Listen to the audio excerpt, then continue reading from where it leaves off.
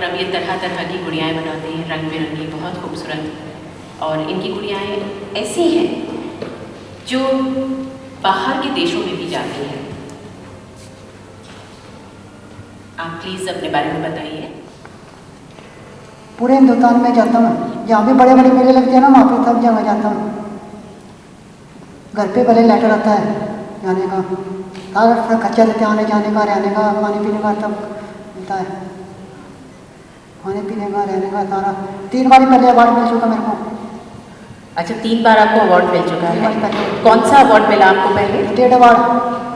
कौन सा? State award. अच्छा। 3 बार। और आपने गुड़िया बनाने की कला दिल्ली से सीखी, इतना हमें पता है। दिल्ली में सीखी थी। अच्छा। दिल्ली में 2 लड़के बनाते थे घर पे। अच्छा। वहाँ पे सीखी थी। अच्छा। शेफ ने। आप अपनी गुड़िया को दूसरों की गुड़ियाओं से कैसे अलग पाते हैं? हमें सरकार बनाता है दिलों में, यहाँ भी प्रोग्राम होता है ना, वही बनाती है बड़े बड़े प्रोग्रामों में। अच्छा। और बच्चों को सिखाने के लिए भी जाते हैं। हरियाणा कला परिषद था ना चंडीगढ़ में मैडम में, वो बुलाती मेरे को बच्चों को सिखाने के लिए। अच्छा, आप बच्चों को सिखाते भी हैं? कॉलेजों में, स्कूलों में। अब जो हमारे अगले यहाँ पर शख्सियत मौजूद है वो है जनाब गुलाब सिंह खंडेलवाल, और इनको कर्मभूमि सम्मान मिल रहा है फोक म्यूज़िक के लिए। गुलाब सिंह जी, गुलाब सिंह जी का ताल्लुक़ है भालौर ज़िला रोहतक से, और ये काफ़ी पुराने समय से इस कला से जुड़े हुए हैं। जैसा मेरा परिचय हुआ, मेरा नाम गुलाब सिंह, गांव भालौर, डिस्ट्रिक्ट रोहतक। बचपन से ही रागिनी चाव था और तभी से शुरुआत की थी सीखने की। और जब तक मैं 8वीं कक्षा में पढ़ता था उस टाइम पे आकाशवाणी से मुझे गाने का मौका मिला था। तभी से लेकर के मैं आज तक आकाशवाणी पे, दूरदर्शन पे और GTV पे पहला हरियाणवी गायक हूँ जो बॉम्बे से रागिनी गाई है मैंने GTV से। विजय ज्योति सीरियल कारगिल पे आया था, उसमें 3 एपिसोड थे, उसमें उनमें मेरी रागिनी थी। और देश से बाहर भी मैंने मौका मिला है जाने का।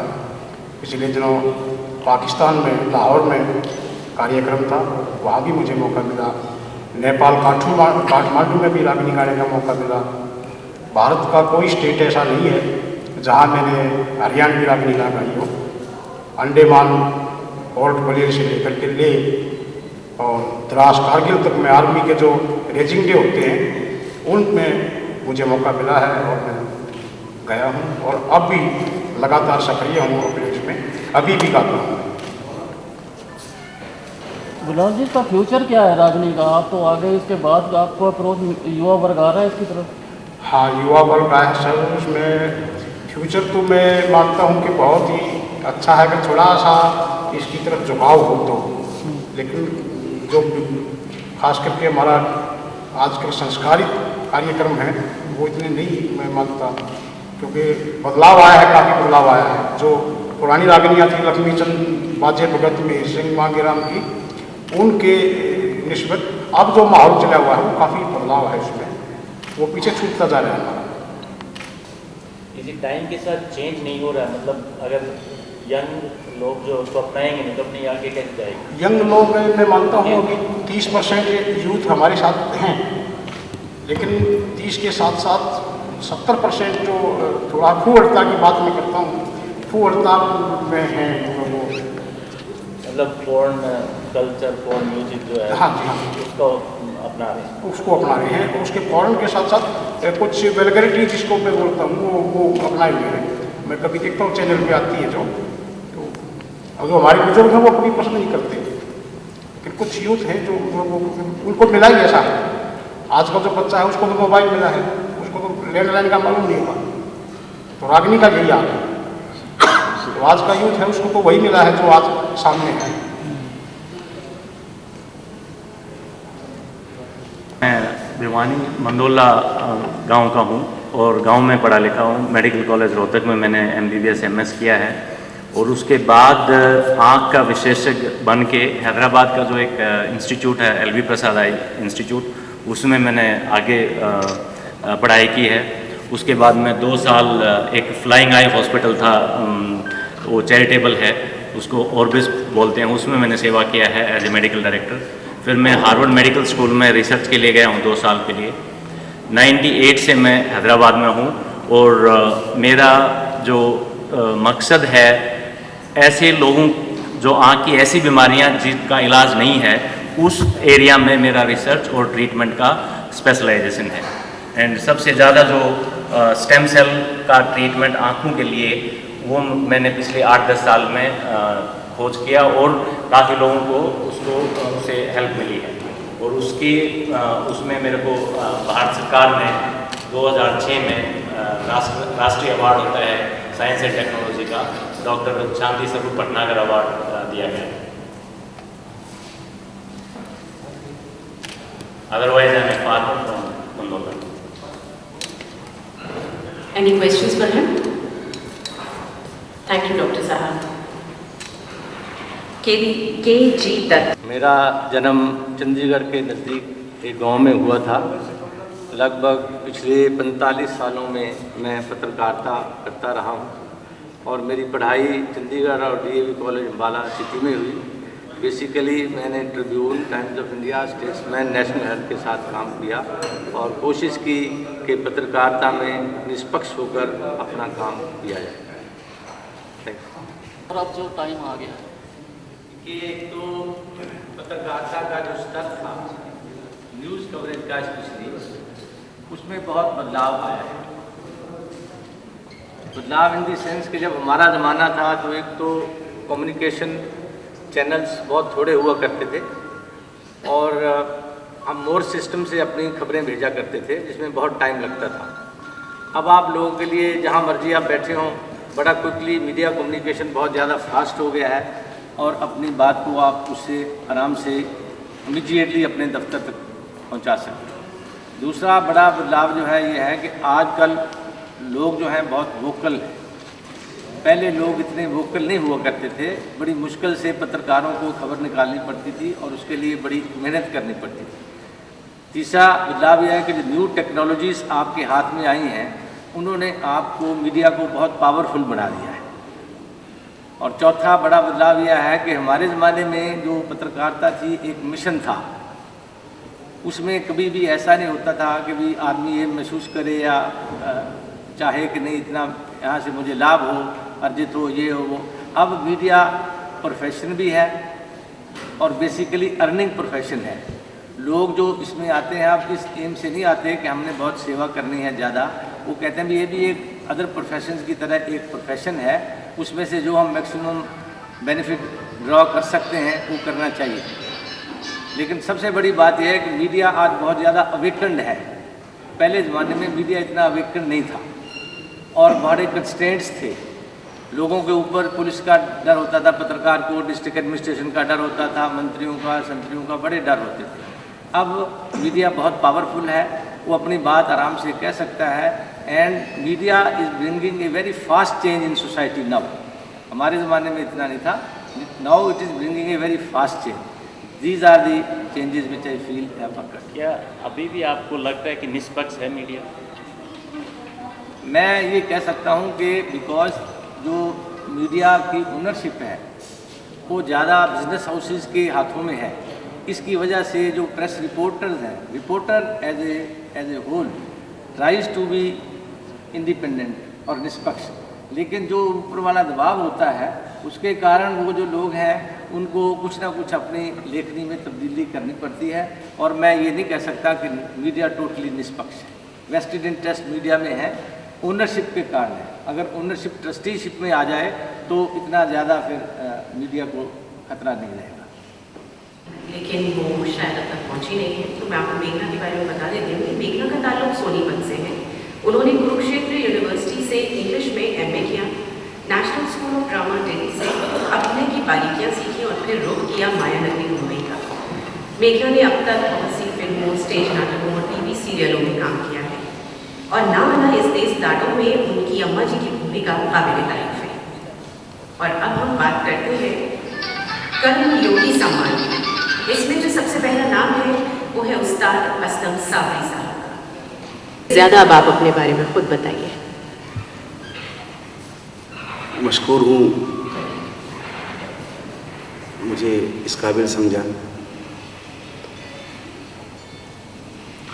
छोटा सा तारुफ मेरा यही है कि मैं करनाल मोहल्ला जाटवान में पैदा हुआ, जहाँ मैं आज रूबरू हूँ वो मेरी जन्मभूमि है। यकीन मेरे लिए आज का दिन बहुत खुशी का है। और कव्वाली में जिसे हम सूफी संतों की देन मानते हैं, तो मैं बड़ा खुश नसीब हूँ कि मुझे ऐसे माँ बाप और ऐसे गुरु और ऐसे पीरो मुर्शिद मिले जिन्होंने मेरी तरबियत ऐसे अंदाज से की कि मुझे ज़िंदगी का मकसद समझ में आया। और मैं हिंदुस्तान और पूरी दुनिया में कव्वाली के ज़रिए इंसानियत का पैगाम, जिसे दूसरी ज़ुबान में सूफ़ीज़म भी कहते हैं, तो उसको फैलाने की कोशिश कर रहा हूँ। और बड़े बड़े विद्वान यहाँ बैठे हैं, तो जो चाहूँगा उनकी इस फ़िक्रे की तरफ। दुनिया में इंसानियत का पैगाम कलाम के ज़रिए, आवाज़ के ज़रिए मैं दे रहा हूँ, लेकिन उससे भी कहीं ज़्यादा मैं ये पैगाम अपने घर में अपने बीवी बच्चों को दे रहा हूँ। क्योंकि मैं समझता हूँ जब तक हम अपने घर को नहीं सुधारेंगे तो पड़ोस भी नहीं सुधरेगा, शहर भी नहीं सुधरेगा, मुल्क भी नहीं सुधरेगा। तो मैं जहाँ बैठता हूँ, जिससे भी गुफ्तगू करता हूँ, एक ही मिशन होता है, इंसानियत। बस मैं ज़्यादा, मुझे बोलने की आदत नहीं है, गाने की आदत है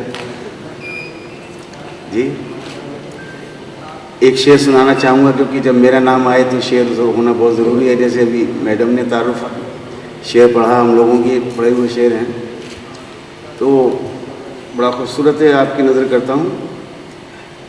ऐ दोस्त दिल में गर्दे कदूरत न चाहिए, ऐ दोस्त दिल में गर्दे कदूरत न चाहिए, अच्छे तो क्या बुरों से भी नफ़रत न चाहिए। ऐ दोस्त दिल में गर्दे कदूरत न चाहिए, अच्छे तो क्या बुरों से भी नफ़रत न चाहिए। इसकी तशबीह दी है, इसको समझाने की कोशिश की है कि कांटे की रग में भी है लहू सब्ज़ाज़ार का, कांटे की रग में भी है लहू सब्ज़ाज़ार का, और पाला हुआ है ये भी नसीम बहार का। मैं ख़ास तौर से आप सबकी तवज्जो 4 लाइन की तरफ और चाहूँगा। ये अक्सर आप हज़रात मुझसे पूछते हैं कि आपका कोई मैसेज है, कोई पैगाम है लोगों के लिए। पता नहीं आप हज़रात को ऐसा लगता है कि मैं कोई बहुत भारी भरकम आदमी हूँ, इसलिए मुझसे भी पूछ लिया जाता है, या शायद आप हज़रात को आदत हो गई है कि मुझ जैसा नाकारा आदमी मिले तो भी पूछते हैं कि आपका कोई मैसेज है। तो उसमें मैं 4 मिसरे मैंने इंतखाब किए कि चलो वक्त पे काम आ जाएंगे, अगर कोई ऐसा पूछे तो जवाब देंगे। सुनिए आपसे, मैंने कुरान शरीफ हिफ्ज़ करने की कोशिश की है, और गीता और ग्रंथ साहब और दूसरी मुक़द्दस किताबें, और शायद बहुत कम लोग जानते हैं मैं मुसन्निफ़ भी हूँ। मैंने इंसानियत पर 6 किताबें लिखी हैं, और 7वीं किताब मेरी ज़ेर तबा है, जिसका उन्वान है अक़वाल ज़र्री और अक़वाल व हिकायात औलिया कराम, जिसमें हज़रत बोली शाह कलंदर पानीपती जो करनाल में भी आराम फरमा है, उनका भी जिक्र है। आपका नाम है ख्वाजा शरफुद्दीन बोली शाह कलंदर। तो 4 मिसरे सुनिए कि दिल बुग़्ज़ व हसद से कभी रंजूर न कर, दिल बुग़्ज़ व हसद से कभी रंजूर न कर, ये नूर खुदा है इसे बेनूर न कर। दाद तो दीजिए, इतना अच्छा शेर पढ़ा। मुझे एहसास हो कि मैं करनाल में हूँ। अच्छा अच्छा। दिल बुग़्ज़ हसद से कभी रंजूर न कर, ये नूर खुदा है इसे बेनूर न कर, और ना अहलो कमी ना की खुशामद से अगर जन्नत भी मिले तुझको तो मंजूर न कर। दाद दीजिए तो मुझे पता लगे कि मैं करनाल में हूँ। इस बात का जवाब क्योंकि लोग दे नहीं रहे।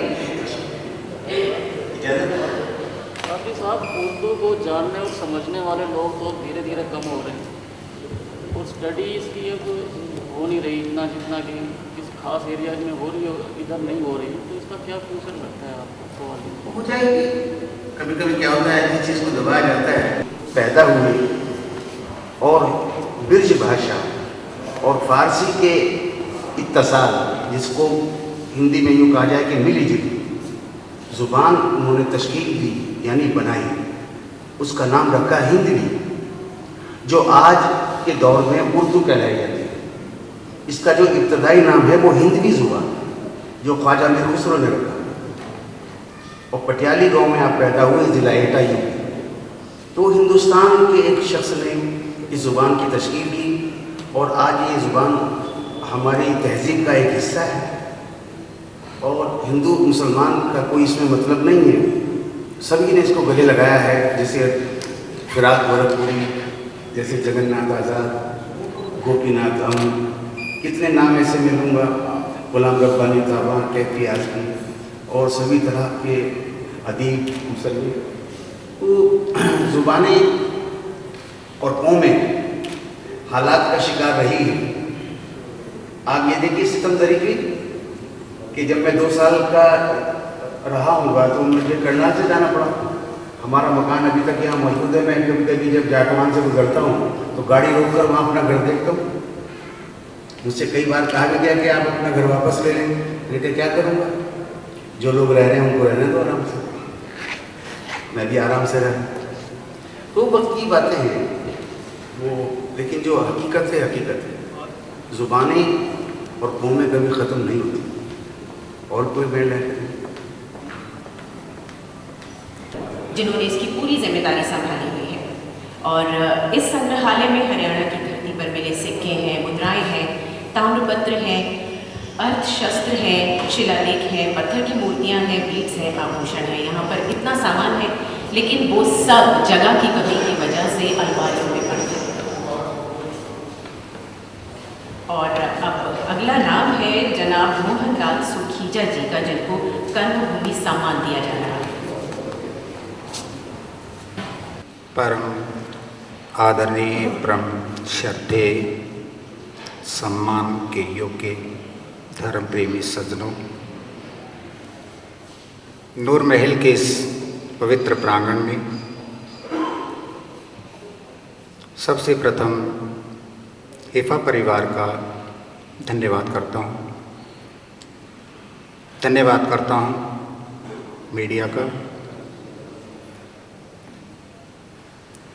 बाहर से आए सम्मान समारोह में सम्मान लेने के लिए जिन्होंने अपने क्षेत्र में सुंदर महान कर्म किए हैं। बाकी रही मेरे कहने की बात, मुझे तो स्वयं ही नहीं पता कि मैं क्या कर रहा हूँ। मैं कई बार इस बात में कह भी चुका हूँ कि मुझे ऐसा कुछ नहीं लगता कि मैं कुछ ऐसा बड़ा काम कर रहा हूँ। पता नहीं सोच रहे हैं लोग कि शायद ये बहुत बड़ा काम है।